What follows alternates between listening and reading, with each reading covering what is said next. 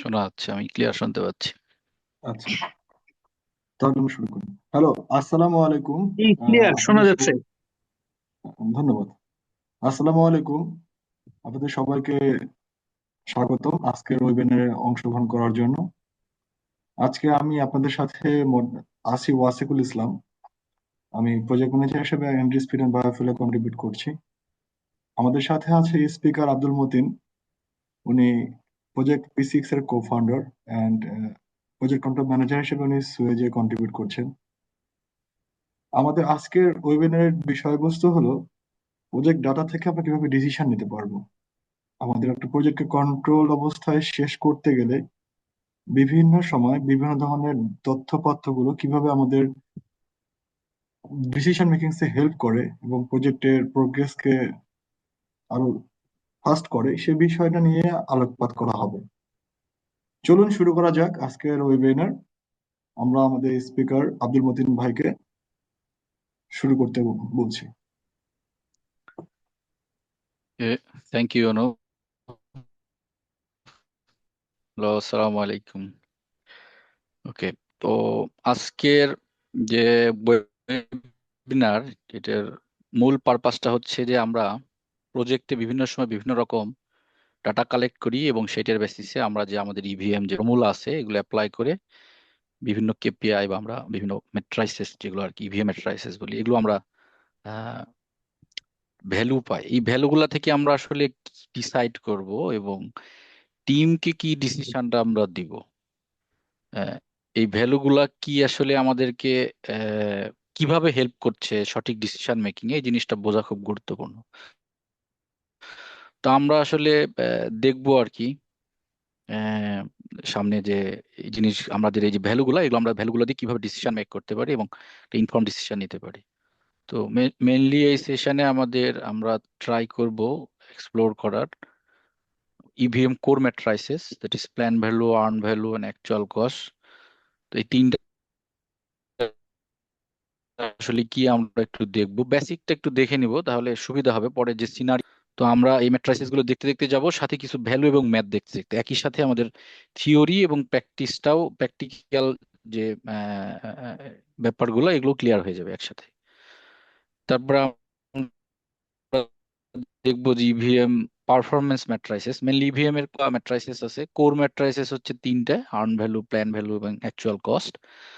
আর এগুলো দিয়ে আমরা বাকি পারফরমেন্স মেজারমেন্টের ক্ষেত্রে কিছু ম্যাট্রাইসেস আছে, ওগুলো ক্যালকুলেট করার জন্য কোর ম্যাট্রাইসেস প্রয়োজন হয়।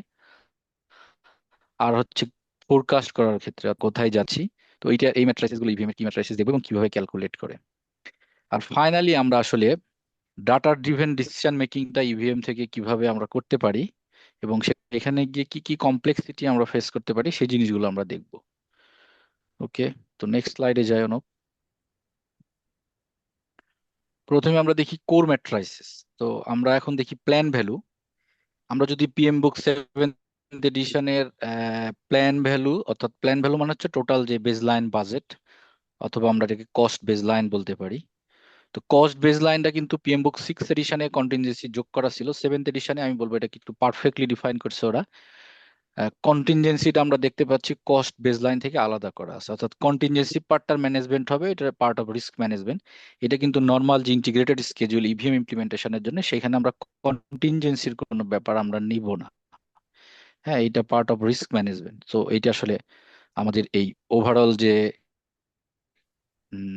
ইন্টিগ্রেটেড স্কেজুয়াল, সেটার পার্ট হচ্ছে কন্টিনজেন্সি না। তো একটা প্রজেক্টের টোটাল যে বাজেটেড কস্ট, সেটা হচ্ছে প্রজেক্টের baseline cost.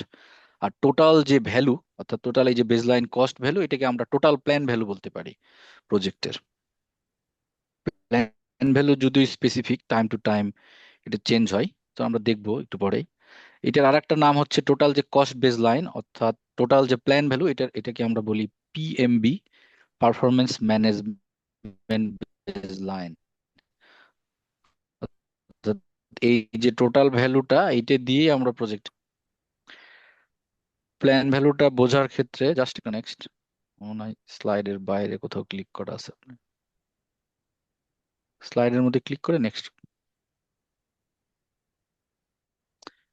Okay, for example আমরা যদি দেখি যে একটা অ্যাক্টিভিটির বাজেট যদি, টোটাল বাজেট যদি থাকে 1000 USD, আর সেই অ্যাক্টিভিটির টোটাল ডিউরেশন যদি 10 ডেজ থাকে, তার মধ্যে যদি 2 দিন পরে আমরা দেখি যে অ্যাক্টিভিটির প্ল্যান ভ্যালু কত হওয়া উচিত। তো প্ল্যান ভ্যালুটা মূলত ক্যালকুলেট হয় পার্সেন্টেজ অফ ডিউরেশন কত গেছে টোটাল ডিউরেশন থেকে, আহ, সেইটার উপরে বেস করে, অর্থাৎ টোটাল যে অ্যাক্টিভিটির বাজেট তার সাথে হচ্ছে টোটাল যে বেসলাইন টাইম তার কত পার্সেন্ট টাইম গেছে। যেমন এখানে ফর এক্সাম্পল অ্যাক্টিভিটিটা যদি 10 দিনের হয় এবং $1000 যদি এর বাজেট হয়, টোটাল অ্যাক্টিভিটির যে বেসলাইন কস্ট বলি অথবা বাজেটেড কস্ট, 2 দিন পরে এই অ্যাক্টিভিটির প্ল্যান অনুযায়ী কাজ হওয়ার কথা 20%। ওকে, সো 2 দিন, দশ দশ দিনের 2 দিন 20%, এবং প্ল্যান ভ্যালুটা 2 দিনের হওয়া উচিত $20, সরি $200। তো এটা একটু মনে রাখেন যে $200 হচ্ছে আমাদের এই কেসে প্ল্যান ভ্যালু। ওকে, 10 দিনের একটা অ্যাক্টিভিটি। নেক্সট শোনো, সেকেন্ড কোর ম্যাট্রিক্স হচ্ছে আর্ন ভ্যালু। অর্থাৎ আমরা আর্ন ভ্যালুটা হচ্ছে কি, আর্ন ভ্যালুটা কিন্তু প্ল্যানের কতটুকু আমরা অ্যাচিভ করলাম, এইটা হচ্ছে এক্স, যে কোনো রকম একটা পার্সেন্টেজ হতে পারে, টোটাল কস্ট বেসলাইনের একটা পার্সেন্টেজ আমরা আর্ন করি একটা নির্দিষ্ট টাইম পরে, সেটা হচ্ছে আর্ন ভ্যালু। তো নেক্সট করি আমরা, যদি সেম টাস্কের জন্য আর্ন ভ্যালুটাকে একটু আইডেন্টিফাই করতে চাই, অর্থাৎ এই যে 2 দিন পরে আমরা কতটুকু কাজ করলাম এই 2 দিনে, প্ল্যান অনুযায়ী তো আমাদের কাজ করার কথা ছিল 20%, কিন্তু 2 দিন পরে গিয়ে আমরা সাইট থেকে মেজারমেন্ট নিয়ে দেখলাম যে আসলে আমরা 10% কাজ করেছি।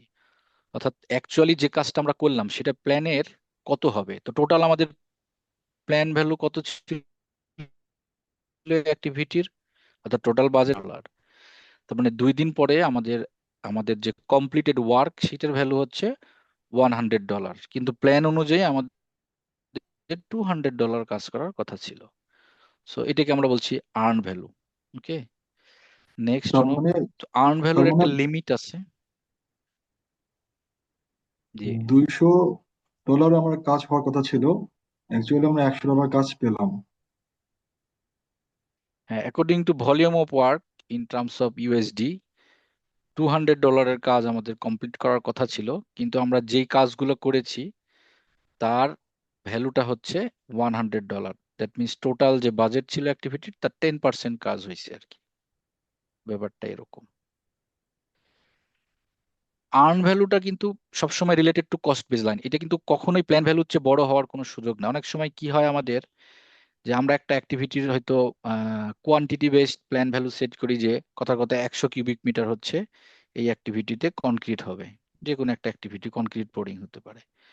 অন সাইটে কোনো কারণে যদি 120 কিউবিক মিটার হয়, এর কিন্তু একটা বিওকিউ রেট আছে। তো আমি কিন্তু আর্ন ভ্যালুতে 120 কিউবিক মিটারের সাথে রেট গুণ দিয়ে বলতে পারি না যে এটা হচ্ছে আর্ন ভ্যালু, যেহেতু এটা কিন্তু কোয়ান্টিটির ভ্যারিয়েন্সটা ডিফারেন্ট। কস্ট সেন্সে আমাকে বলতে হবে যে টোটাল যখন আমার কনক্রিটটা কাস্টিং হয়ে গেল, দ্যাট মিন্স আমি কিন্তু 100 কিউবিক মিটারের যে প্ল্যান ছিল সেটাই অ্যাচিভ করলাম। তার মানে অ্যাজ এ ভ্যালু আমি কিন্তু 100 কিউবিক মিটারের করেসপন্ডিং কস্টটাই অ্যাচিভ হলো। অ্যাকচুয়ালি আমার হয়তো বেশি টাকা লাগবে কারণ আমি কোয়ান্টিটি বেশি সার্ভ করছি, সেটা পার্ট অফ অ্যাকচুয়াল কস্ট, সেটা ডিফারেন্ট। ঠিক আছে, তো এই জন্য প্ল্যান ভ্যালু যে কখনো আর্ন ভ্যালু বড় হবে না, সবসময় আর্ন ভ্যালুটা প্ল্যান ভ্যালুর সমান অথবা কম হবে আর কি। এবং এটা সবসময় সাইটের যে ফিজিক্যাল পার্সেন্টেজ অফ ওয়ার্ক এটার সাথে টোটাল প্ল্যান ভ্যালু অথবা টোটাল বাজেটটা গুণ হয়ে হবে হচ্ছে আর্ন ভ্যালু। সো তাহলে আমরা প্ল্যান ভ্যালু এবং আর্ন ভ্যালুর ব্যাপারটা বুঝলাম। আমরা দেখলাম যে এই কেসে আমাদের প্ল্যান ভ্যালু ছিল 200 USD, আর্ন ভ্যালু হচ্ছে 100 USD। অ্যাকচুয়াল কস্ট আসলে কি? অ্যাকচুয়াল কস্টের জন্য আমরা যে বাজেট নির্ধারণ করি এইখান থেকে আমরা অ্যাকচুয়াল কস্ট পাবো না, অর্থাৎ আর্ন ভ্যালুটা যেরকম পার্সেন্টেজ অফ ওয়ার্ক গুণ দিলাম বাজেটের সাথে বের হলো, অ্যাকচুয়াল কস্ট ব্যাপারটা এরকম না। অ্যাকচুয়াল কস্টটা টোটালি অ্যাকাউন্টিং সিস্টেম থেকে আসবে। তো প্রজেক্টের একজন যদি কস্ট কন্ট্রোলার বা ফাইন্যান্স ডিপার্টমেন্ট থেকে এই ডাটাটা আসবে, আমাদের যেই লেভেল অবধি আমরা আসলে কন্ট্রোলটা করতে চাচ্ছি প্রজেক্টের, সেই ডিটেল লেভেল পর্যন্ত আমাদের অ্যাকাউন্টস থেকে ডাটা নিতে হবে, যেই পরিমাণ বিভিন্ন ডাব্লিউবিএস লেভেলে কাজ করতে আমার কোন ডাব্লিউবিএস এর এগেনে ফাইন্যান্সে কি পরিমাণ এন্ট্রি আছে।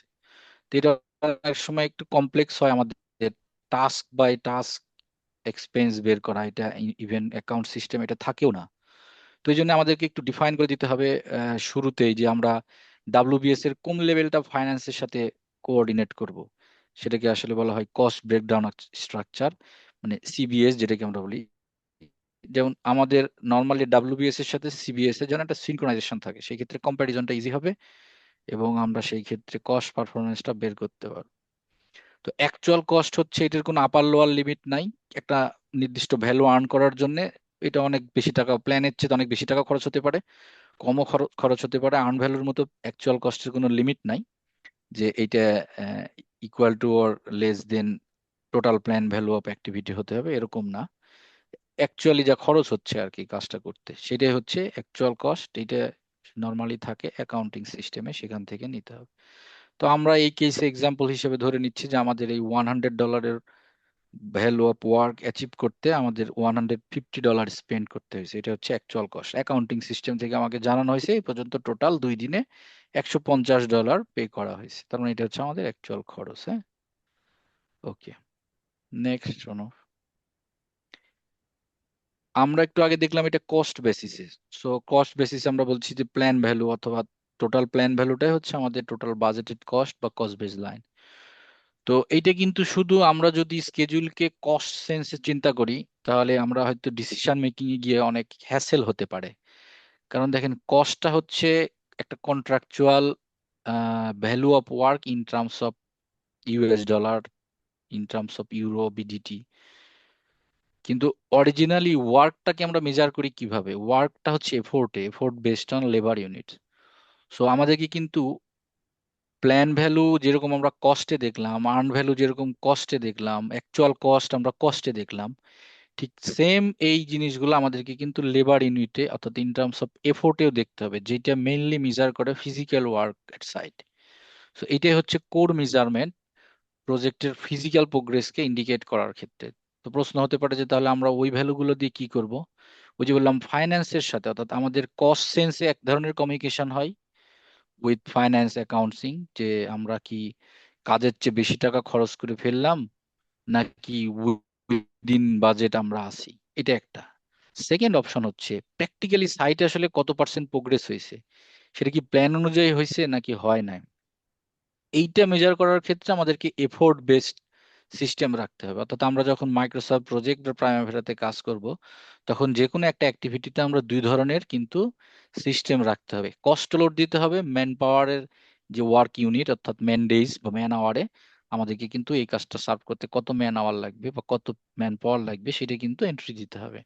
না হলে আমরা এই পুরো সিস্টেমটা কিন্তু বেসড অন কস্ট এবং বেসড অন ম্যান ডেতে আমরা ডিসিশন মেক করতে পারবো না আসলে যে আমরা কোথায় যাচ্ছি। তো নামগুলো একটু ডিফারেন্ট হতে পারে।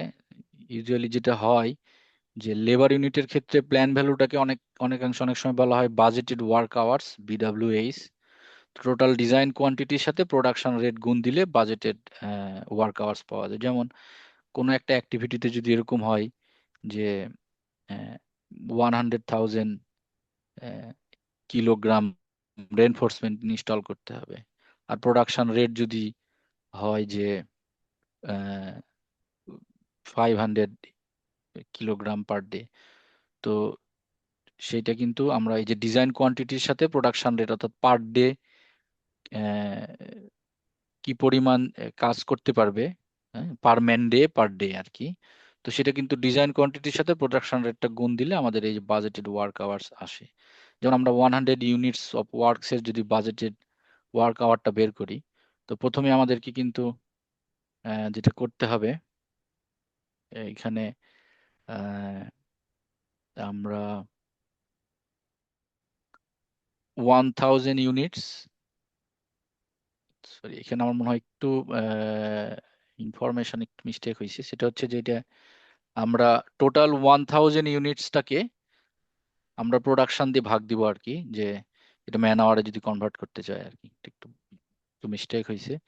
যেমন ধরেন আমরা হয়তো আহ 1 টন মানে 1000 কেজি যদি আমরা রিবার ইনস্টল করতে চাই, তাহলে একজন রিভার ফিক্সার পার ডে কতটুক কাজ করতে পারে সেটা দিয়ে কিন্তু আমরা যদি আহ, আমরা আমরা ডিভাইড করি, তাহলে কিন্তু আমরা বুঝতে পারবো যে আমাদের আসলে নাম্বার অফ ডেজটা কত লাগবে, কত কত আওয়ার লাগবে। যেমন এখানে বলা আছে যে আহ, এটা হচ্ছে 10 টন আর কি, 10 টন, 10,000 কেজি, যদি আমরা এটাকে কেজিতে চিন্তা করি। তো আমি এটাকে ইউনিট লিখছি এই জন্য, যেটা এটা যে কোনো ধরনের ওয়ার্কস এর ক্ষেত্রে হতে পারে।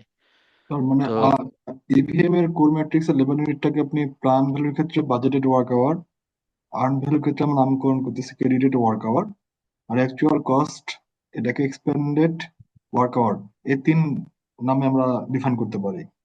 যে ক্রেডিটেড ওয়ার্ক আওয়ারটা হচ্ছে quantity of work done into production rate আর কি, যে আমরা আচ্ছা এখন, আচ্ছা। হ্যাঁ, এইটা আর কি। তো আহ, আমরা এখন এটা এটা আরেকটা হচ্ছে এক্সপেন্ডেড ওয়ার্ক আওয়ার্স, হচ্ছে অ্যাকচুয়াল কস্ট।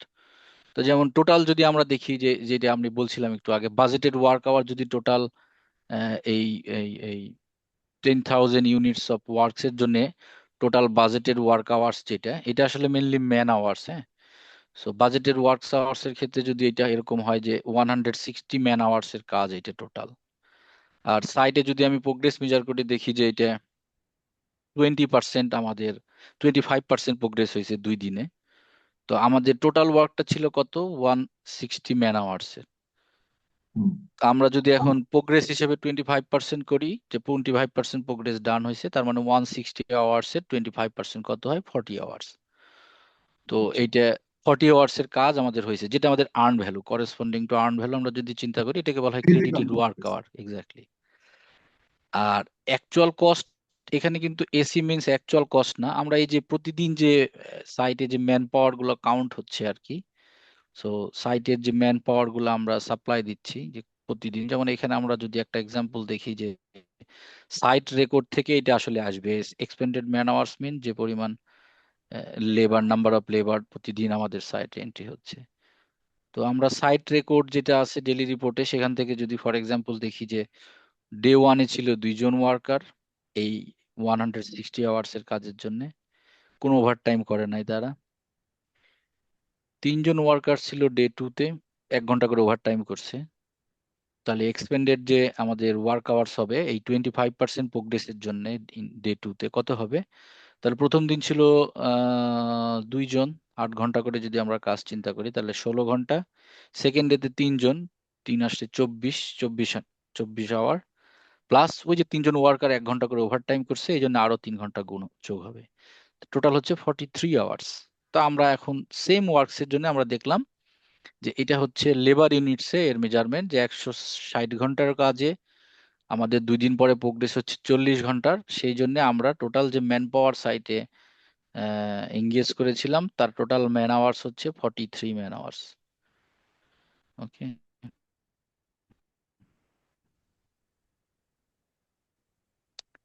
তো এখন যদি আমরা এই দুটার, তো সেইখান থেকে যদি আমরা এখন স্কেজুয়াল পারফরমেন্সটা কেমন সেটা দেখতে চাই, এটাকে বলা হয় ইভিএম এর পারফরমেন্স ম্যাট্রাইসিস। টোটাল 4টা পারফরমেন্স ম্যাট্রাইসিস। একটা হচ্ছে schedule variance, schedule performance index, cost variance, cost performance index. তো আমরা একটু ওয়ান বাই ওয়ান যাই, অনুপ একটু ব্যাক করি, হ্যাঁ, একটু ফাস্ট না যাই। তো প্রথমে আমরা স্কেজুয়াল ভ্যারিয়েন্স যদি দেখি, দেখেন আমাদেরকে কিন্তু 2 ধরনের ইন্ডিকেশন দিচ্ছে based on cost. Schedule variance মানে হচ্ছে আর্ন ভ্যালু থেকে প্ল্যান ভ্যালুটা বাদ দিয়ে দেখতে হবে, যদি নেগেটিভ হয় তাহলে আমরা বিহাইন্ড স্কেজুয়াল, পজিটিভ হলে অ্যাহেড অফ স্কেজুয়াল। তো কেন আমরা 2 ধরনের সিস্টেম রাখবো, কস্ট এবং ম্যান আওয়ার, সেটা আমরা এখান থেকে বুঝতে পারবো। তো আমরা যদি এসভি কস্টে যাই, কস্ট কস্ট কস্ট রিলেটেড যদি আমরা স্কেজুয়ালের ভ্যারিয়েন্সটা দেখি, তাহলে আমরা দেখতে পাচ্ছি আর্ন ভ্যালু হচ্ছে $100, প্ল্যান ভ্যালু $200, মাইনাস 100, তার মানে আমরা বিহাইন্ড স্কেজুয়াল যেহেতু নেগেটিভ। সাথে যদি আমরা এফোর্ট বেস চিন্তা করি, আমরা একটু আগে দেখেছিলাম তাই তো, যে আসলে 40 আওয়ার আমরা কি করেছি, আর্ন ভ্যালু অ্যাচিভ করেছি, আর প্ল্যান ভ্যালু 2 দিনে কত, টোটাল অ্যাক্টিভিটিটা ছিল 10 দিনের। টোটাল যে অ্যাক্টিভিটির ম্যান আওয়ার ছিল 160, 160, সেটাকে 10 দিয়ে ভাগ দিলে পার ডেতে 60 হয়। তার মানে 2 দিনের প্ল্যান ভ্যালু কত হওয়ার কথা, 32 ম্যান আওয়ার। ম্যান আওয়ার যেটা আমরা বলছি ক্রেডিটেড ম্যান আওয়ার বা ক্রেডিটেড ওয়ার্ক আওয়ার, কিন্তু প্ল্যান ছিল হচ্ছে যেটা বাজেটেড ওয়ার্ক আওয়ার আর প্ল্যান্ড ওয়ার্ক আওয়ার, সেটা 32। এখানে কিন্তু পজিটিভ ফিগার, 8 ম্যান আওয়ার্স, তার মানে হেড অফ স্কেডিউল। সো এখন আমরা আসলে মেসেজটা কি দিব ম্যানেজমেন্টকে, আমরা পিছায় আছি না আগায় আছি? একটু ডিফিকাল্ট, তাই না? কস্ট বেসড একরকম, ম্যান আওয়ার বেসড আরেক রকম। আমরা দেখবো পরে, আমরা আসলে ডিসিশন মেকিং এর যে পার্টটা, ওখানে কি জিনিসগুলো একটু ক্লিয়ার হবো। তো আমরা এই জিনিসগুলো একটু মাথায় রাখি। আবার স্কেডিউল পারফরমেন্স ইন্ডেক্সটা হচ্ছে ঠিক ভ্যারিয়েন্সটা, যেমন আমরা ডিফারেন্সটা দেখি এখান থেকে, রেশিওটা এখান থেকে বুঝতে পারবো যে কত পার্সেন্ট আমরা পিছায় আছি, আবার কত পার্সেন্ট আমরা আগায় আছি, ব্যাপারটা এরকম। আর্ন ভ্যালু এবং প্ল্যান ভ্যালুর যে রেশিও, এটা তো এখান থেকে 0.5, মানে আমরা বুঝতে পারছি যে 50% আমরা যা প্ল্যান করেছিলাম সেটা অ্যাচিভ করতে পারছি, আর 50% আমরা in terms of cost achieve করতে পারি নাই। একই সাথে যদি আমরা ম্যান আওয়ারের এফোর্ট বেসড এসপিআই দেখি, তাহলে দেখছি এটা আবার একের চেয়ে বেশি, that means ahead of schedule. তার মানে আমরা 25% কাজ in terms of volume of work based on man hours আমরা বেশি করেছি। তো তার মানে কস্ট আমাদেরকে বলছে আমরা বিহাইন্ড স্কেডিউল, যেহেতু এটা একের চেয়ে কম। ম্যান আওয়ার আবার বলছে যে একের চেয়ে বেশি আমরা অ্যাহেড অফ স্কেডিউল। সো এখানে কিন্তু আমরা অনেক সময় কনফিউজড হতে পারি যে দুই রকমের প্যারামিটার দুই রকম মিনিং কেন দিচ্ছে। হ্যাঁ, তো প্রথমে আমি যেটা বলেছি যে এফোর্ট বেসড যে রিপোর্ট, এটা হচ্ছে more related to site works and more related to schedule. Cost মেইনলিটা হচ্ছে এটা প্রজেক্টের যে কস্ট কন্ট্রোলিং বা ফাইন্যান্সের সাথে কমিউনিকেশনের ক্ষেত্রে। সো আমরা যদি স্কেডিউল রিলেটেড কোনো মেসেজ দিতে চাই, তাহলে এফোর্ট থেকে নিয়ে দিতে হবে। যদি ফাইন্যান্স বা কস্ট রিলেটেড মেসেজ দিতে চাই, তাহলে আমাদেরকে কিন্তু কস্ট থেকে নিয়ে দিতে হবে। জিনিসটা কিন্তু এইটা ডিপার্টমেন্ট টু ডিপার্টমেন্ট ভ্যারি করবে আপনার কমিউনিকেশন। আর ওভারঅল যদি সিনারিও বলতে চাই, তাহলে আমাদেরকে কিন্তু এক্সপ্লেন করতে হবে যে কেন কস্টের কারণে এরকম আর স্কেজুলের কারণে এরকম, এটা কিন্তু এক্সপ্লেন করতে হবে। তো আমরা পরে গিয়ে আবার আরেকটু ক্লিয়ার হবো, আমরা যখন কিছু কেস দেখবো, একটা এক্সাম্পল দেখবো আমরা একটা স্কেজুল এবং স্কাপ সহ, তখন আরো ক্লিয়ার হবে। ঠিক একইভাবে যদি আমরা কস্টে যাই, নেক্সট অনুপ, কস্ট ভ্যারিয়েন্স হচ্ছে আর্ন ভ্যালু থেকে অ্যাকচুয়াল কস্ট যা খরচ হয়েছে সেটাকে বাদ দিতে হবে। তো আমরা এখানে দেখছি যে -50, অর্থাৎ আমরা $100 কাজ করার জন্য $150 খরচ করে ফেলেছি। তার মানে আমরা আমাদের ওভার বাজেট হয়ে গেছে, অর্থাৎ $50 আমরা বেশি খরচ করেছি। একইভাবে যদি আমরা এফোর্টে যাই, অর্থাৎ ম্যান আওয়ার বেস চিন্তা করি যে যত ম্যান আওয়ারের কাজ ছিল তার চাইতে কি বেশি লেবার সাপ্লাই দিলাম কিনা। হ্যাঁ, দেখছি যে এখানে 3 ঘন্টা 3 ম্যান আওয়ার, যে ওভার টাইমটা হয়েছিল এটা বেশি। তো এইটা বেশি দেওয়ার কারণেই কিন্তু ফিজিক্যাল ওয়ার্কটা বেশি হয়েছে, এই জন্য আমরা কিন্তু অ্যাহেড অফ স্কেজুলে আছি in terms of schedule performance index, SPI effort যেটা আমরা বলছি। একইভাবে কস্ট পারফরমেন্স ইন্ডেক্সে যদি যাই, CPI in terms of cost আমরা দেখছি 0.66, মানে 34% টাকা আমরা বেশি খরচ করেছি আমাদের প্ল্যানের চাইতে। যা আমরা প্ল্যান করেছিলাম যে যে এই $100 কাজে আমাদের যে পরিমাণ টাকা খরচ হওয়ার কথা, তার চাইতে 34% টাকা বেশি খরচ করা। 0.66 মানে হচ্ছে এইটাই আর কি, যে 34% আমাদের ল্যাগিংস আছে। In terms of CPI effort, এটাকে আবার বলা হয় পিআই, প্রোডাক্ট সাফিসিয়েন্ট নাকি এর চেয়ে বাড়াতে হবে। তো আমরা এখান থেকে দেখতে পাচ্ছি যে প্রোডাক্টিভিটি ইন্ডেক্সটা এখান থেকে দেখা যাচ্ছে যে 40/43, দ্যাট মিনস আমরা আর্ন করেছি 40 ম্যান আওয়ার, কিন্তু আমাদের সাইটে আমাদের যে টোটাল ম্যান আওয়ার আমরা আমরা অ্যালোকেট করেছিলাম এই কাজের জন্য, সেটা 43, তো 0.93। তো আমাদের যেটা হয়েছে এখানে যে আমরা আহ, কিছু বেশি ম্যান আওয়ার এখানে সাপ্লাই দিয়েছি। এখন আমরা এসপিআই এফোর্ট এবং সিপিআই এফোর্ট দুইটাকে যদি আমরা এক জায়গায় করি, তাহলে ডিসিশন নিতে পারবো যে আমাদের সাইটে কি ম্যান পাওয়ার বাড়ানোর দরকার কি দরকার নেই। এখানে আমরা প্রোডাক্টিভিটি ইন্ডেক্সে দেখছি যে প্রোডাক্টিভিটি, অর্থাৎ লেবারের প্রোডাক্টিভিটিতে যা আমরা অ্যাসিউম করেছিলাম প্ল্যানে, তার সাথে কম 0.93, মানে এটাই মিন করে একের চেয়ে। কিন্তু যেহেতু স্কেজুল পারফরমেন্স ভালো, তার মানে আমাদের প্রোডাক্টিভিটি কম হলেও যে পরিমাণ ম্যান পাওয়ার সাপ্লাই দেওয়া হচ্ছে, they are sufficient to do the work. তো এই জন্য এক্সট্রা করে ম্যান পাওয়ার বাড়ানোর দরকার নাই, বরং কিছু ম্যান পাওয়ার আমরা কমাতে পারি, তাহলে ইফিসিয়েন্সিটা বাড়বে, অর্থাৎ প্রোডাক্টিভিটি ইন্ডেক্সটা হয়তো একের কাছে যাবে, সেক্ষেত্রে এসপিআইটা কিছুটা কমবে।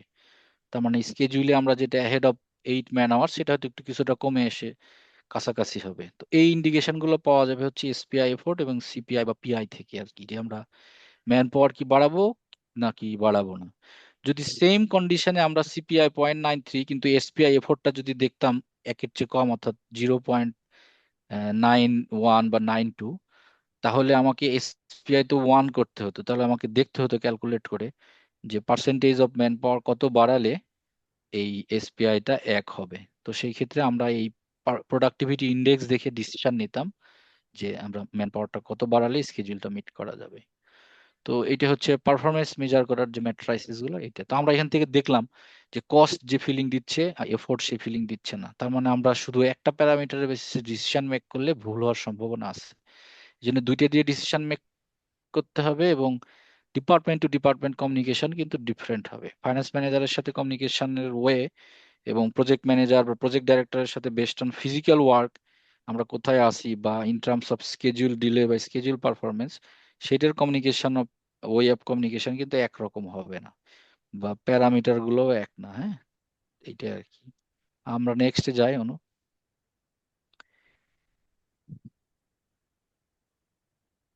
দেন বাকি যে কাজটা আমাদের থাকলো, সেইটা আমরা করতে আমাদের আসলে কেমন টাকা লাগবে? আমরা কি যে পরিমাণ বাজেট করেছিলাম সেটি দিয়েই কাজ করতে পারবো, নাকি আমাদের বেশি টাকা লাগবে? তো ওইটা কিন্তু অনেকগুলো অ্যাজাম্পশনের উপর ভিত্তি করে আমাদেরকে এই কাজটা করতে হয়। প্রথম কথা হচ্ছে যে আমরা প্রথমে চিন্তা করতে হবে যে আমাদের খরচটা বেশি কেন হলো। তার উপর ভিত্তি করে আমাদের এই যে চারটা ফর্মুলা, এস্টিমেট টু কমপ্লিট মানে হচ্ছে রিমেইনিং কস্টটা কত লাগবে সেইটা বের করার জন্য। তো এইটা মেনলি ডিপেন্ড করবে আমার এই যে টাকাটা বেশি গেল এটার রিজন গুলো আইডেন্টিফাই করার পরে আমাকে কিন্তু এই ফর্মুলা অ্যাপ্লাই করতে হবে। প্রথম ফর্মুলায় যদি আমরা দেখি, এখানে বলা হচ্ছে যে if the CPI is expected to B the same for the reminder of the project, মানে হচ্ছে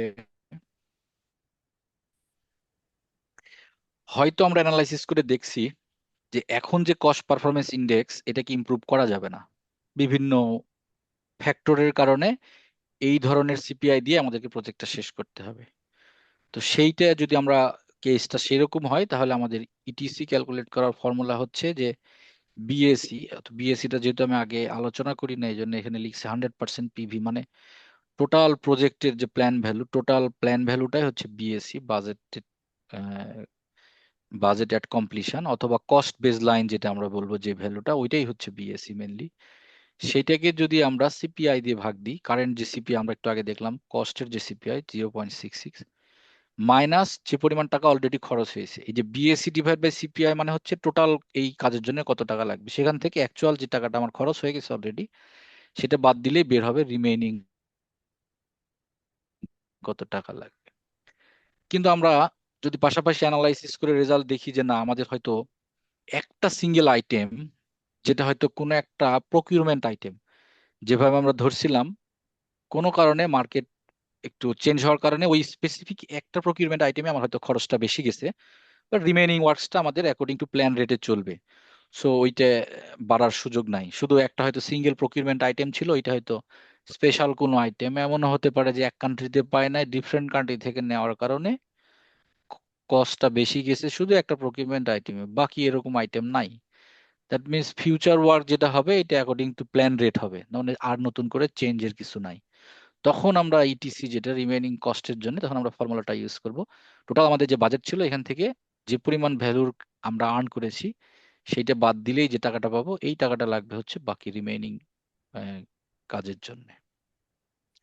আবার অনেক সময় কি হয়, এখানে কিন্তু এসপিআই একটা ফ্যাক্টর হিসেবে দাঁড় হতে পারে। যদি আমরা দেখি যে প্রজেক্টের পারফরমেন্সটা এরকম যে এখানে প্রজেক্টটা ডিলে হচ্ছে। ডিলে হওয়ার অর্থটা কি?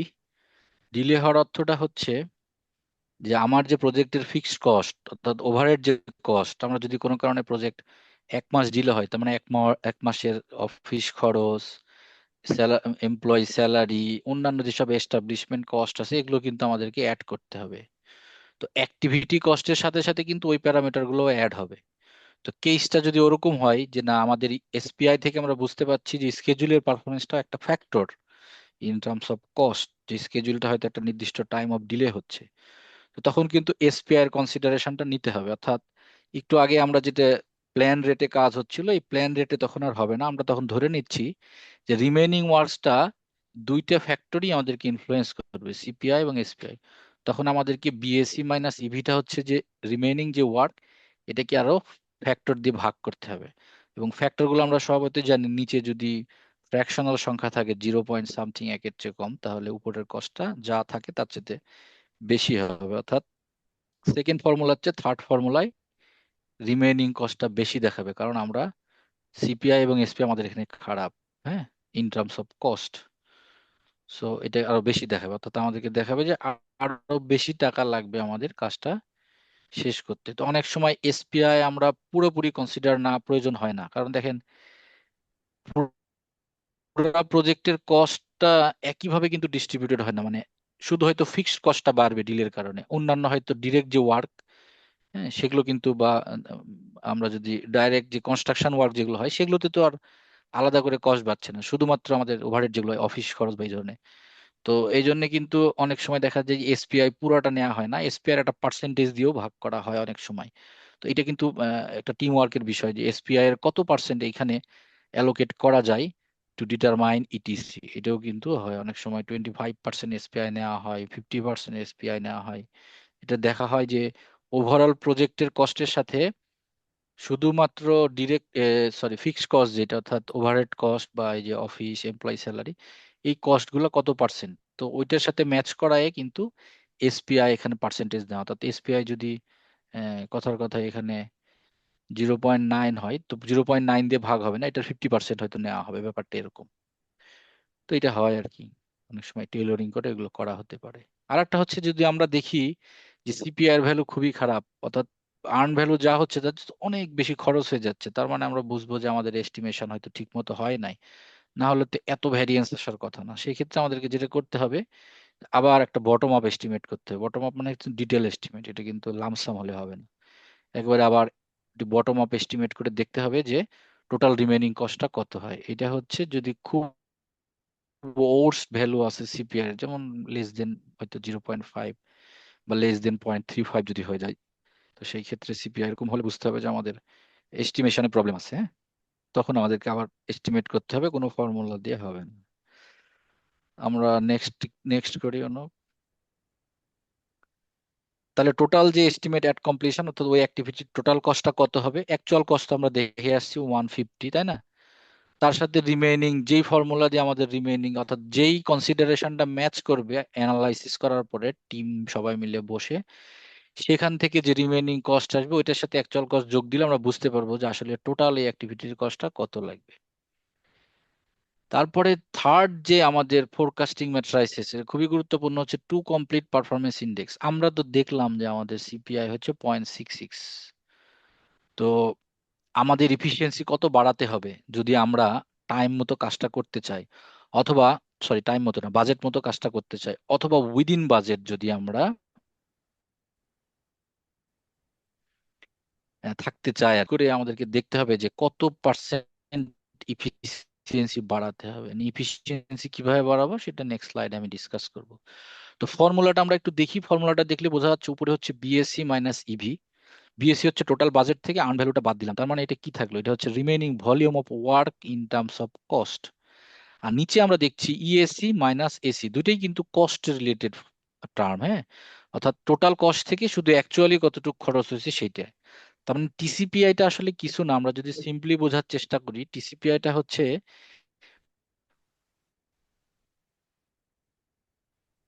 অ্যাকচুয়াল রিমেইনিং ভলিউম যা আছে বাকি কাজ, এটা দুটার রেশিও।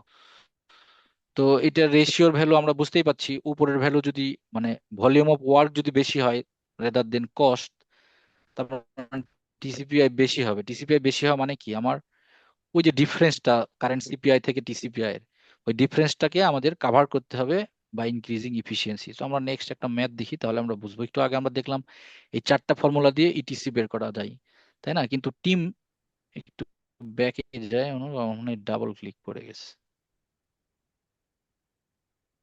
ওকে, একটা না, সিঙ্গেল ক্লিক, হ্যাঁ হ্যাঁ, ঠিক আছে।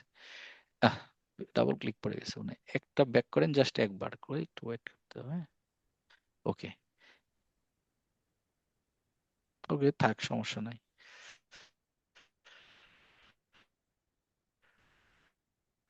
নেক্সট করেন জাস্ট। না না, আমার টাকা এক্সট্রা নাই, বাজেট যা আছে এর মধ্যে আমাকে কাজটা শেষ করতে হবে। তো I want to finish my project within budget, আমার ইটিসি ক্যালকুলেট করার দরকার নাই। 1000 ইউএসডি যে বাজেট ছিল এটার মধ্যে আমাকে শেষ করতে হবে। আমাকে এখন কি করতে হবে, ডিসিশন নিতে হবে, তাই তো? তো এইটার জন্য আমাকে কি করতে হবে, টিসিপিআই টা বের করতে হবে। এটাকে আমরা বলছি টিসিপিআই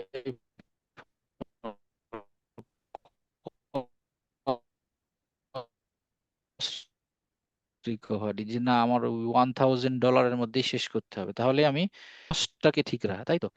এইটার মধ্যে আমাকে শেষ করতে হবে প্রজেক্ট।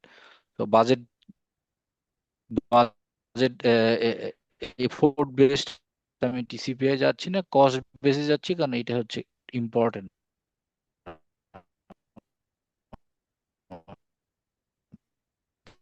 জন্য। এখন আমরা যদি remaining work divide by remaining money চিন্তা করি, 1,000 তার মধ্যে আমার আর্ন হয়েছে 100, তারপরে থাকলো 900। Excuse me, আমি আপনার ভয়েসটাকে ব্রেকডাউন পাচ্ছি। মানে বাকিরা সবাই কি ওকে, ক্লিয়ার কি শুনতে পাচ্ছেন? হ্যাঁ, ক্লিয়ার শোনা যাচ্ছে না। আচ্ছা আচ্ছা। সো জাস্ট আমরা না, আগে ক্লিয়ার শোনা discuss- যাচ্ছে না, কথা ভেঙে ভেঙে আসছে। আচ্ছা আচ্ছা। সো মেবি এখন ইন্টারনেট আমার একটু সিগন্যাল শুনতে পারবো। Level 4 schedule loaded with the BAQ কস্টের বেসিসে ভাইয়া মানে মতিন ভাই আমাদেরকে এক্সপ্লেন করবে বিষয়টা। না না, আমরা একটু আমরা আমরা আগের স্লাইডে যাই, অনুপ, আগের স্লাইডে যাই, আগের স্লাইড শেষ হয় না কি? আমার মনে হয় আমি একটু যদি হটস্পট কানেক্ট করি, ইন্টারনেটের স্পিডে প্রবলেম হচ্ছে কিনা। এর মধ্যে যদি আপনাদের কোনো কোশ্চেন থাকে আপনারা নিশ্চয়ই চ্যাট বক্সে দিয়ে দিতে পারেন। আমরা সেশন শেষ করার পর আমরা কোশ্চেন গুলো আনসার দেওয়ার জন্য চেষ্টা করব সবকিছু মিলে। তো আমাদের কো-হোস্ট আছে ওয়ালিউল, এই বিষয়টাকে টেক কেয়ার করবে। আশা করি আপনারা ইনফরমেটিভ সেশনটাকে উপভোগ করছেন। আচ্ছা, এখন কি একটু শোনা যাচ্ছে ক্লিয়ার, অনুপ? ভয়েসটা কি ক্লিয়ার আছে এখন? হ্যাঁ, এখন ক্লিয়ার, আচ্ছা, বেটার এখানে দেন। মনে হয় কানেকশন একটু প্রবলেম হচ্ছে মাঝে মাঝে, ওয়াইফাই আমাদের। No problem, we can move on. Okay, তাহলে আমাদের আমরা এখন দেখছি যে না, আমরা উইদিন বাজেট যদি প্রজেক্টটা শেষ করতে চাই, তাহলে আমাদের টিসিপিআই কত আসছে, আমরা এখানে ক্যালকুলেশন দেখলাম 1.05, কিন্তু আমাদের কারেন্ট সিপিআইটা হচ্ছে 0.66, রাইট?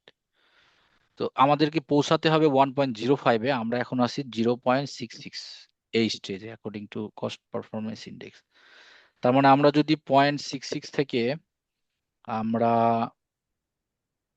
1.05-এ যেতে চাই, তাহলে টোটাল কত? প্রথমে আমরা আগে 1-এ যাব, তাই তো? আমাদের 1 মানে হচ্ছে কি, আমরা একবারে অন কস্টে আছি। তার মানে ওই যে 34% ল্যাগিংস ছিল, প্লাস আমার তো অলরেডি কিছু টাকা ব্যয় হয়ে গেছে, $50, ওইটাকে রিকভার করার জন্য আরো 5% এক্সট্রা লাগবে। এই জন্য টিসিপিআর ভ্যালুটা 1.05 আসছে, কারণ আমি অলরেডি $50 খরচ করে ফেলছি, রাইট? তো এই জন্য আমার 34 + 5%, 1.05 মানে হচ্ছে এখানে 5% এক্সট্রা লাগবে, প্ল্যানের চেয়ে বেশি।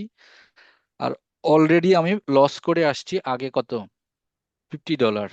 তো সেটার করেসপন্ডিং যদি আমরা লসটা চিন্তা করি, 34% হয়। তো এই মুহূর্তে আমাদেরকে 39% ইফিসিয়েন্সি ইনক্রিজ করতে হবে। ওয়ে কি, ইফিসিয়েন্সি ইনক্রিজ করা মানে তো ইনক্রিজ করা না। তার মানে আমাকে same labour, same equipment, same সবকিছু সেম রেখে আমাকে ডেলিভারি দিতে হবে বেশি ওয়ার্ক। তাই এটার জন্য আমাদেরকে ওয়ে আউট করতে হবে, তাই তো? এটা হতে পারে যে আমরা সিকোয়েন্স গুলাকে একটু চেক করলাম, যে আমরা ফাস্ট ট্র্যাকিং কিছু করা যায় কিনা সেম লেবার দিয়ে আমাদেরকে, অথবা আমরা এমন ভাবে ফাস্ট ট্র্যাকিং করলাম যে প্রজেক্টের কিছু টাইম সেভ হলো, অর্থাৎ ওভারহেড কস্ট কিছুটা কমে গেল। বেশি সময় প্রজেক্টে থাকলে হয়তো বেশি টাকা যাবে। তো তারপরে আমরা কিছু ভ্যালু ইঞ্জিনিয়ারিং চিন্তা করতে পারি। হ্যাঁ, তারপরে কনস্ট্রাক্টিবিলিটি রিভিউ করে দেখতে পারি যে সিকোয়েন্স গুলাকে একটু রিসিকুয়েন্সিং করা যায় কিনা। এরকম অনেকগুলো ওয়ে আছে, এইগুলো ওয়ে আউট করে দেখতে হবে যে আমাদের কোনো রকম কস্টের ইনভলভমেন্ট ছাড়া ইফিসিয়েন্সি ইনক্রিজ করা যায় কিনা। সেখান থেকে হয়তো আমাদের এই কস্ট সেভিংস হবে। এই 39% যদি মনে হয় যে এটা ইম্পসিবল, আলোচনা করে দেখলাম যে না, আমরা যত যাই করি 39% ইনক্রিজ করা পসিবল না, তাহলে আমাদেরকে দেখতে হবে যে প্রবলেম কোথায় আছে, এবং সেইটার জন্য রিভাইসড কস্টটাকে অ্যাপ্রুভ করে নতুন করে আবার কস্ট পারফরমেন্স, যে আমরা পারফরমেন্স ম্যানেজমেন্ট বেসলাইন যেটাকে আমরা বলছিলাম, কস্ট বেসলাইনটাকে আবার চেঞ্জ করে রিস্কেডিউল করতে হবে। অর্থাৎ হয়তো টাইমটা ঠিকই থাকবে, প্রজেক্টের ওভারঅল টাইম, নতুন করে অ্যাডিশনাল কস্ট লোড দিয়ে আবার রিবেসলাইন করতে হবে, এবং সেটার বেসিসে আবার আমাদেরকে ট্র্যাক করতে হবে। এটা হচ্ছে ওয়ে অফ মেনটেনিং স্কেডিউল।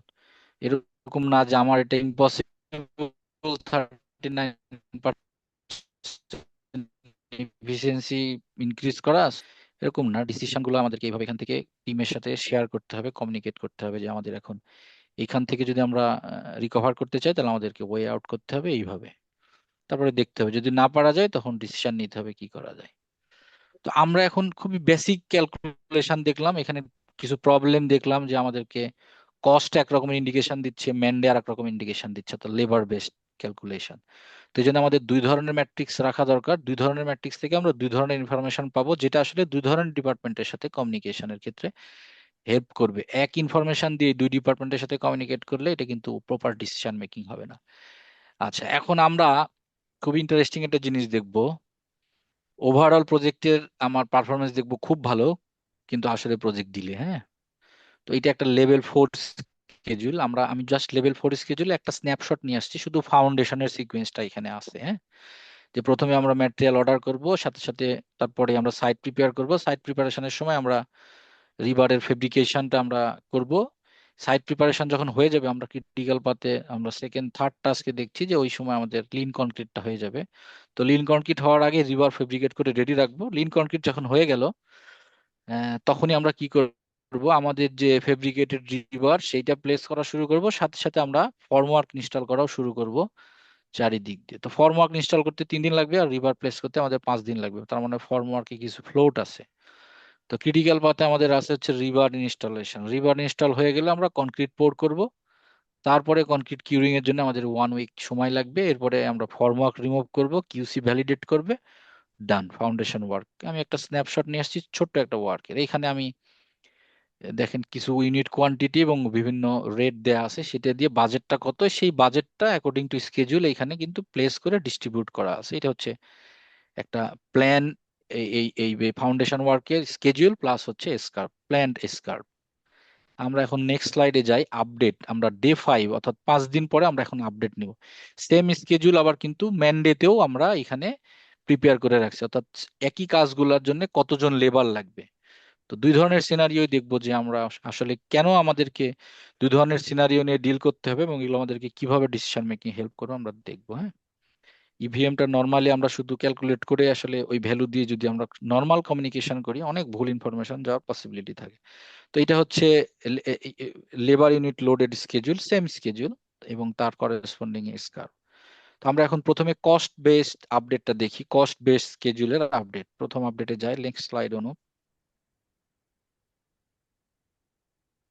ওকে, এই স্লাইডে গিয়ে আমরা দেখছি কি 5 দিন পরে আমরা উপরে দেখেন হাইলাইটেড করা যেটা আছে, এটা কিন্তু প্ল্যান ভ্যালু, অর্থাৎ কিউমুলেটিভ প্ল্যান ভ্যালু 15,860.4 US ডলারের কাজ আমাদেরকে করতে হবে আপ টু ডে 5। কিন্তু এইখানে আমরা ডে 5-এ গিয়ে দেখছি যে আমাদের প্রকিউরমেন্টটা হয়ে গেছে ম্যাটেরিয়ালের, প্লাস রিবার ফেব্রিকেট করার কথা ছিল। আমরা যদি আগের স্কেজুল যেটা দেখে আসি 3 দিনে, সেটা আমরা 2 দিনে শেষ করে ফেলছি, হ্যাঁ। এই যে আমরা দেখছি যে এখানে আমাদের 3 দিন ছিল রিভার ফেব্রিকেশনের টাইম, 15 15 15, যেটা গ্রিন ছিল নন ক্রিটিক্যাল পাতে, হ্যাঁ। তো এইটা কিন্তু আমরা 2 দিনে অ্যাচিভ করে ফেলেছি। আমরা নেক্সট স্লাইডে যাই। 2 দিনে অ্যাচিভ হয়ে গেছে, ওকে। কিন্তু সাইট প্রিপারেশন যেটা আমাদের ম্যাটেরিয়াল প্রকিউরমেন্টের পরপরই করার কথা ছিল in parallel with river fabrication, সেটা আমরা এখন স্টার্ট করি নাই, কোনো কারণে হয়তো আমরা স্টার্ট করি না, হতে পারে এরকম। তো এইটা কিন্তু ডিলে হয়েছে। তো এটা কিন্তু ক্রিটিক্যাল পাতে ছিল, হ্যাঁ। আর রিভার ফেব্রিকেশনটা নন ক্রিটিক্যাল পাতে ছিল।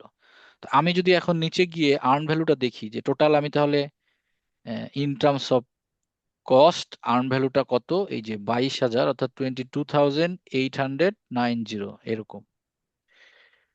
পুরোটাই আসছে হচ্ছে রিবা ফেব্রিকেট থেকে, কারণ বিওকিউ আমার ওই ম্যাটেরিয়াল অর্ডার করার জন্য কোনো কস্ট ছিল না, তাই তো এই জন্য আমি কস্ট লোড দিতে পারিনি স্কেজুলে। তো আমি এখান থেকে ফিগারে কি দেখছি যে প্ল্যানে ছিল 15,860 ডলারের কাজ করার কথা, কিন্তু আমি কিন্তু অলরেডি 22,890 ডলারের কাজ করে ফেলছি, অর্থাৎ এসপিআই 1.44, তাই না। এসপিআই যদি 1.44ও হয়, তাহলে তো প্রজেক্ট ডিলে হওয়ার কথা না, হেড অফ স্কেজুল থাকার কথা, কিন্তু আমার প্রজেক্টটা ডিলে হয়েছে, রাইট। তো ডিলে হওয়ার কারণ কি, ওই যে আমরা ক্রিটিক্যাল পাতে যে টাস্কটা ছিল সাইট প্রিপারেশন, সেটাই স্টার্ট করি না, এই কারণেই। সেটা 2 দিন ডিলে করার কারণে এই 2 দিনের ডিলেটা আসলে ওভারঅল ট্রান্সফার হয়ে গেছে। আবার আরেকটা হচ্ছে আর্ন স্কেজুল। আমরা যদি একটু বাম পাশে নিচে দেখি, এখানে আর্ন স্কেজুল দেখানো আছে ইন টার্মস অফ টাইম, যে আমাদের যে ভ্যালুটা আমরা অ্যাচিভ করেছি এটা কিন্তু 5 দিন, ডে ফিফতে কিন্তু আমরা ডে ফিফতে আছি, আমরা ডে ফিফতে আমরা নিচে দেখি 22,800। তো আমরা যদি উপরে প্ল্যান ভ্যালুতে দেখি 15,860-এর পরে কিন্তু 23,000 সামথিং আছে। তার মানে 22,000টা কিন্তু 6 নাম্বার ডে এর আগেই আমাদের ভ্যালু। তো আমরা টাইম হিসাবেও কিন্তু ডে 5-এ আছি ক্যালেন্ডারে। তার মানে আমাদের এসপিআই যেটা টাইমে, সেটাও কিন্তু 1 in terms of SPI time. তাহলে তো ডিলে হওয়ার কথা না প্রজেক্ট। আবার এসপিআই এখানে 1.44, এটাও কিন্তু গুড এসপিআই। তো এই তাহলে তো ডিলে হওয়ার কথা না। আমরা যদি এখন নেক্সট স্লাইডে যাই তাহলে বুঝতে পারবো রিজন অফ ডিলে। হ্যাঁ, নেক্সট স্লাইড অনু। এখানে আমরা শুধু ক্রিটিক্যাল পাথের পারফরমেন্সটা মেজার করছি। হ্যাঁ, তো শুধু ক্রিটিক্যাল পাথে গিয়ে আমরা দেখছি যে আমরা আসলে কোনো কাজই করি নাই। আমরা যদি নিচে যাই, উপরে যেই যে আমরা উপরে দেখছি $300 সাইট প্রিপারেশন, $600 করার কথা ছিল, এটা কিন্তু আমরা করি নাই। তার মানে আমরা এসপিআই দেখছি জিরো। এখন এসপিআই জিরো মানে তো আসলে মুশকিল হয়ে যাবে, তাই না, ডিফাইন করা যে আমরা কতটুকু আগায় আছি বা পিছায় আছি। তো এই জন্য অনেক সময় কস্ট বেস এসপিআই আপনাকে খুব একটা ভালো গাইডলাইন দিবে না। তো এখান থেকে আমরা দেখছি 2 দিন ডিলে হওয়ার রিজনটা হচ্ছে ক্রিটিক্যাল পাথের পারফরমেন্সটা আমাদের খারাপ। তার মানে টিমকে কমিউনিকেট করতে হবে যে the overall SPI is good, but the SPI in critical path is very bad. তো আমরা যদি এসপিআই টাইম ক্যালকুলেট করি আমরা দেখতে পাবো যে এই 600টা হচ্ছে, অর্থাৎ আমরা যে জিরোতে আছি এখন in terms of earn value, নিচে যেটা দেখা যাচ্ছে ব্লু, এইটা কিন্তু আমরা যদি জিরো লাস্ট প্ল্যানে যাই, প্ল্যানে আমরা দেখতে পাচ্ছি, আমরা যদি টাইম লাইন থেকে একটা রেখা টানি অনুপ, 3 জুন পর্যন্ত আমরা কিন্তু জিরো থাকতে পারি অ্যাকর্ডিং টু প্ল্যান ভ্যালু। 3 নম্বর, হ্যাঁ, 3rd জুন থেকে নিচের দিকে লাইন টানলে দেখবো যে 3rd জুন পর্যন্ত আমার জিরো যদি ওয়ার্ক হয়, $0 ওয়ার্ক হয়, কোনো প্রবলেম নাই। তার মানে $0 আর্ন ভ্যালুটা আসলে ডে 3 মানে 3 জানুয়ারির। তার মানে আমরা এখন কোথায় আছি in terms of time? 3rd জানুয়ারি। এই জন্য নিচে যদি আমরা নিচের লাস্টের বটম লেফট কর্নারের যে বক্সটা, এখানে যদি দেখি যে এখানে দেখছি যে ইভি টাইম মানে আর্ন ভ্যালু টাইমটাকে বলা হয় আনস্কেজুল। আমরা আসলে 3rd জানুয়ারিতে আছি, কিন্তু অ্যাকচুয়ালি টাইমটা এখন 5th জানুয়ারি। তার মানে আমরা অলরেডি কি আছি, 2 দিন পিছায় আছি, তাই না? তার মানে আমরা অ্যাচিভ করেছি 3 দিনের ভ্যালু, জিরোটা তো ডে ডে 3 পর্যন্ত। অ্যাকচুয়ালি আমাদের গেছে কতদিন, 5 দিন। তো আমরা যদি এখানে ভাগ দিই দেখতে পাচ্ছি 0.6। তার মানে এসপিআইটা হচ্ছে এখানে খারাপ, লেস দেন 1। তো এইটা ইন্ডিকেট করে আমাদেরকে যে আমরা ডিলেতে আছি। এই জন্য আমাদেরকে কিন্তু সবগুলো প্যারামিটার ক্যালকুলেট করতে হবে, দেন আমরা বলতে পারবো যে আমাদের পারফরমেন্সটা খারাপের রিজনটা কি। তো আমরা এসপিআই থেকে, এসপিআই টাইম থেকে দেখছি যে না, আমরা পিছায় আছি। এবং ক্রিটিক্যাল পাথের যদি কস্ট বেস পারফরমেন্স দেখি, সেখানেও দেখছি এসপিআই জিরো। তার মানে এসপিআই এর কন্ডিশন খুবই খারাপ, এই কারণে ডিলেটা হয়েছে। তো এই জন্য ডিসিশন মেকিং এর ক্ষেত্রে ওভারঅল প্রজেক্টের এসপিআই, আমরা কস্ট বেস শুধু এসপিআই চিন্তা করলে হবে না, সবগুলো SPI cost base, man-days base, এবং যে এই যে টাইম বেসড, যে আমরা কোন জায়গায় থাকার কথা ছিল ক্যালেন্ডারে, কোন জায়গায় আছি ইন টার্মস অফ ভ্যালু, এই পুরো জিনিসটা ক্যালকুলেট করে দেখতে হবে যে আমাদের রিজন অফ ডিলেটা কি। ঠিক একইভাবে আমরা নেক্সটে যাই অনুপ।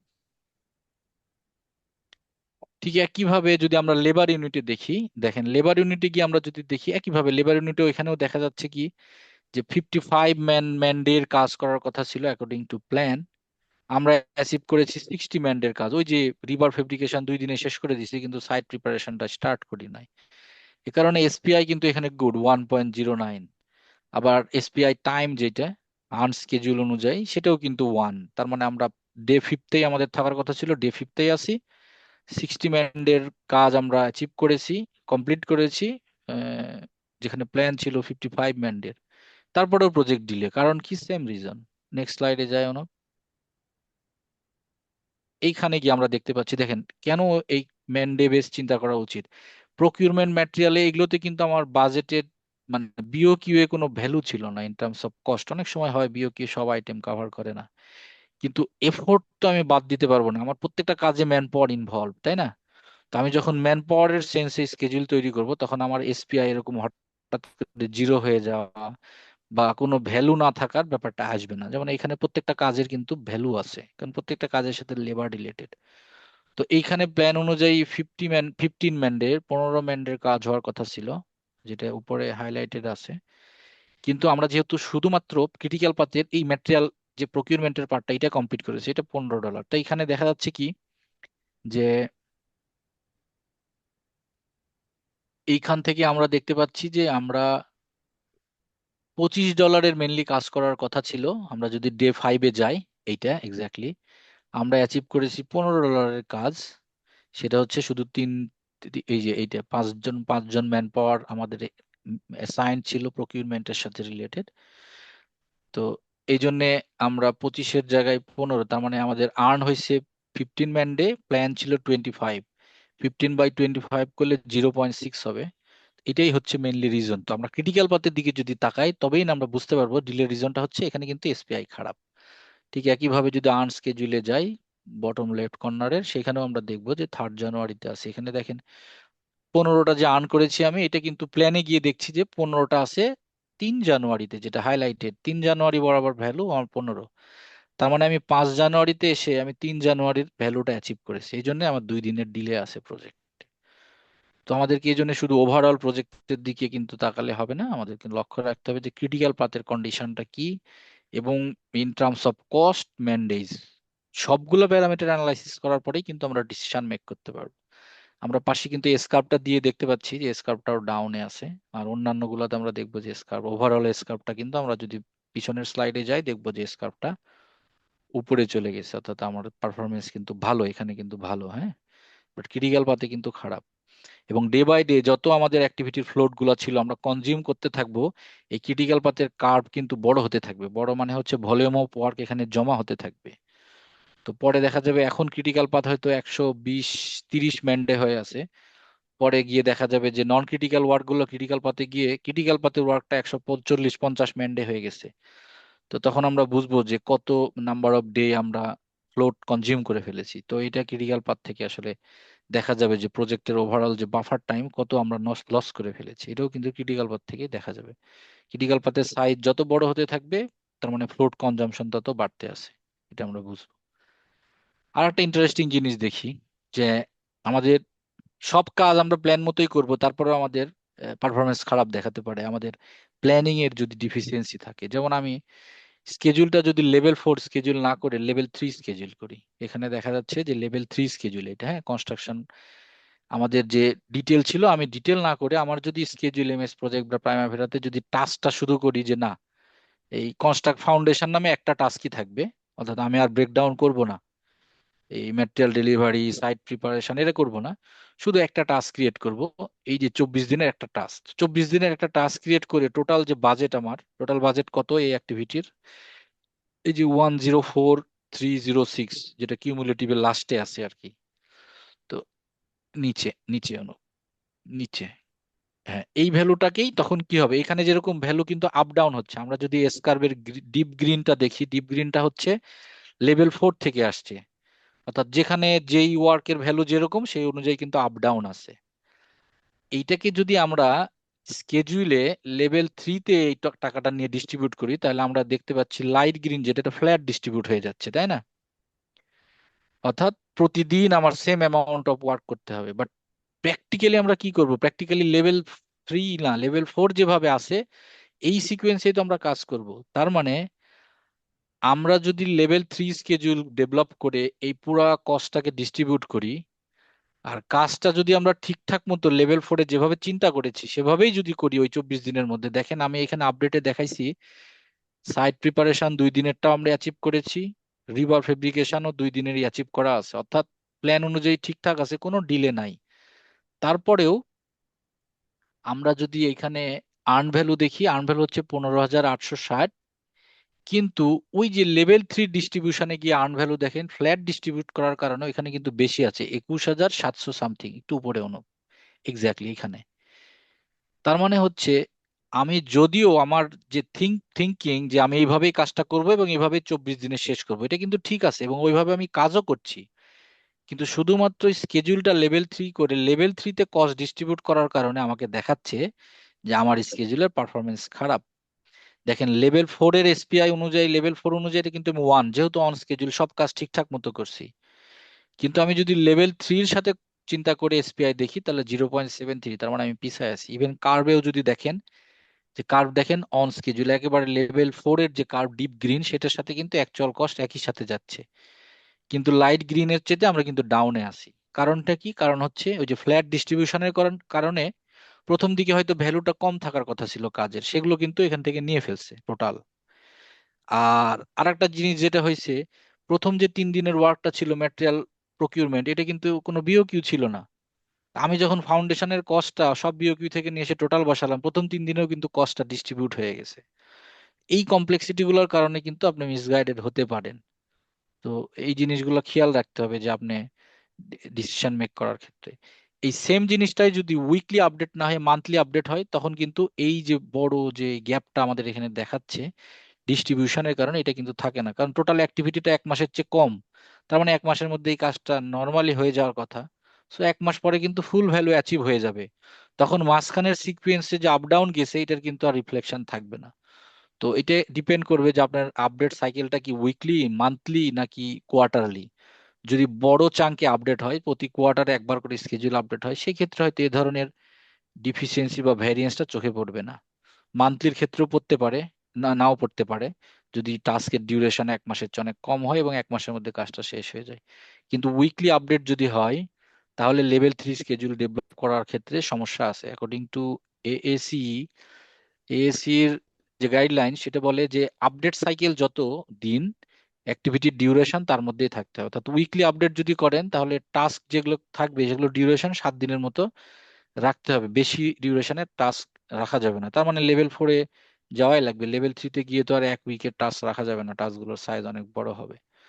তো আপডেট সাইকেলের সাথে এই জিনিসগুলো কিন্তু দেখতে হবে, না হলে এই ধরনের কমপ্লেক্সিটি বা সমস্যায় পড়বেন। আপনি হয়তো টিমকে মেসেজ দিচ্ছেন আমার এসপিআই খারাপ, আমি স্কেজুলে পিছায় আছি, কিন্তু সাইড টিম আপনাকে বলবে না না আমি সিকোয়েন্স অনুযায়ী কাজ করছি, আমার কোনো ডিলে নাই, তখন কনফিউশন তৈরি হবে।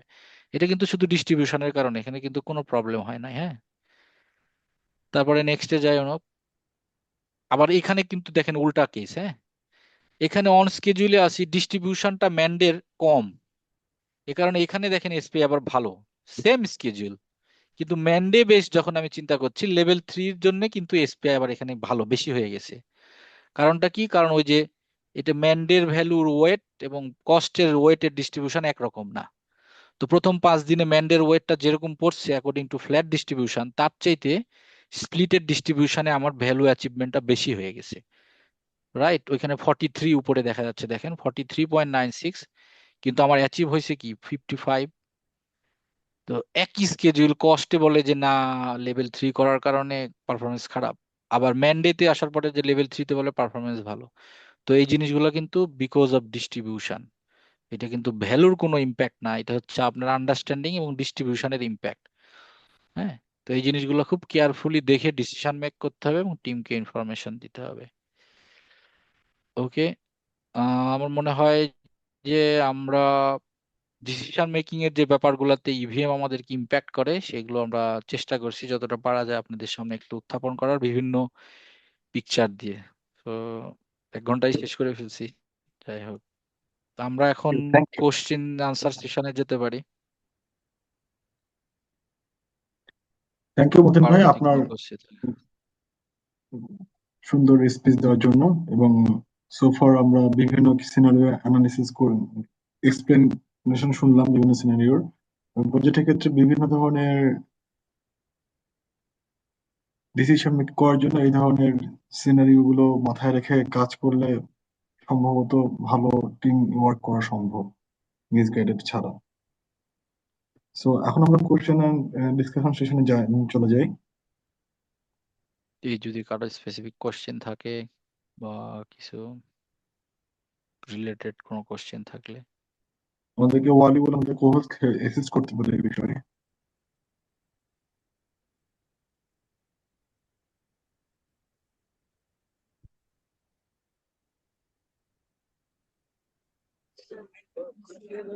আসসালামু আলাইকুম। আহ, ওয়ালাইকুম আমাদের আসসালাম। চ্যাট চ্যাট বক্স আসলে তেমন কোনো কোশ্চেন নেই, খালি একজন জিজ্ঞেস করছে এই স্লাইডটা শেয়ার করা যাবে কিনা।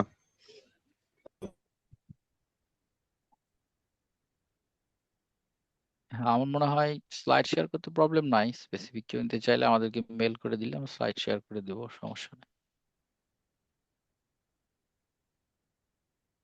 অথবা আমরা ইয়েতে দিয়ে দিলাম আর কি, আমাদের এপিসিপির গ্রুপে শেয়ার করে দিলাম, যদি কারো উপকার হয়। এছাড়াও তো এই ভিডিওটা হচ্ছে আমাদের ইউটিউবে আপলোড হবে। হ্যাঁ, রেকর্ডিং আকারে যাবে।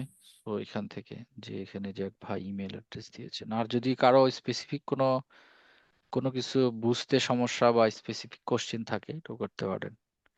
যেহেতু একটু টার্ম গুলো একটু ডিফিকাল্ট ছিল, প্লাস হচ্ছে একটু মানে একেবারে তো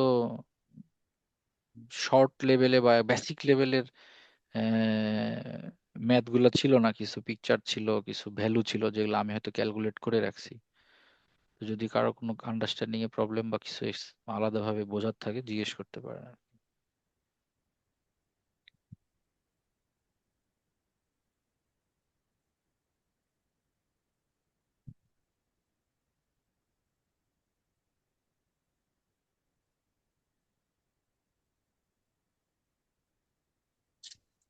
আশা করি সবাই সুন্দর মতো অনুষ্ঠানটা উপভোগ করেছেন এবং আপনাদের সবার সাথে আমাদের এই অনুভূতি আমাদের এই সেশন করতে পেরে আমাদের ভালো লাগলো। আমরা প্রতিনিয়ত এই ধরনের সেশন করার জন্য পরিকল্পনা মাথায় রেখেছি। ভবিষ্যতে আমরা জানিয়ে দেবো। তো আপনারা আমাদের লিঙ্কডইন পেজ, ফেসবুক পেজ এবং গ্রুপে কানেক্টেড থাকতে পারে আপডেট নেওয়ার জন্য। আমাদের সকলের ইচ্ছা, আমাদের project management point of view থেকে কনস্ট্রাকশন সেগমেন্টে প্রজেক্ট কন্ট্রোল সিনারিও গুলোকে আপডেট রাখার জন্য আমাদের ম্যান পাওয়ার গুলোকে ক্যাপাসিটি এনহ্যান্সে হেল্প করবে আমাদের অর্গানাইজেশন। সো আমরা তার ওই চেষ্টায় প্রতিনিয়ত করে আগে এগিয়ে যাচ্ছি। আমরা আশা করি আপনারা সবাই আমাদের সাথে সাথে থাকবেন। ধন্যবাদ। Thank you. Thank you everybody. আসসালামু আলাইকুম। Thank you.